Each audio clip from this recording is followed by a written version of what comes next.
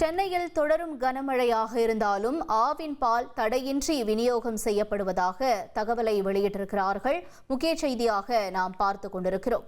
விவரங்களோடு செய்தியாளர் பாஸ்கர் இணைந்திருக்கிறார். பாஸ்கர், தொடர்ந்து என்ன சொல்லப்பட்டிருக்கு? ஆவின் பால் நிறுவனம் தரப்பிலிருந்து விவரங்களை பதிவு செய்யுங்க.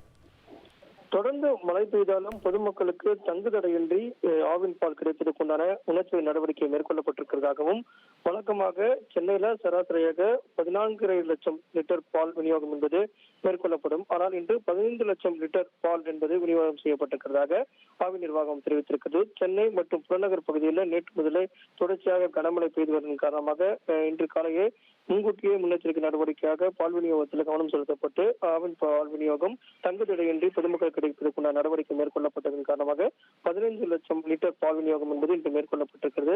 வரக்கூடிய நாட்களிலும் முன்னெச்சரிக்கை நடவடிக்கை மேற்கொள்ளப்பட்டிருப்பதன் காரணமாக தொடர் மழை பெய்தாலும் பால் பொதுமக்களுக்கு கிடைப்பதற்குண்டான நடவடிக்கை மேற்கொள்ளப்பட்டிருக்கிறது. இதன் காரணமாக ஆவின் பால் தடையின்றி விநியோகம் செய்வதற்குண்டான தொடர் நடவடிக்கை மேற்கொள்ளப்பட்டிருக்கிறதாகவும், இன்னும் அதனுடைய நடவடிக்கை காரணமாக அனைவருக்கும் பால் கிடைப்பதற்குண்டான நடவடிக்கை மேற்கொள்ளப்பட்டிருக்கிறது. அதைத் தொடர்ந்து வரக்கூடிய நாட்களும் அதே பணிகள் தொடரும் என்பதுதான் ஆவின் நிர்வாகம் தெரிவிக்கக்கூடிய தகவலாக உள்ளது. உங்களுடைய தகவல்களுக்கு நன்றி பாஸ்கரன்.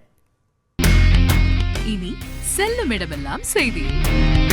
தந்தை டிவியின் வாட்ஸ்அப் சேனலை ஃபாலோ பண்ணினா செல்ல இருக்கும் இடமெல்லாம் செய்தி.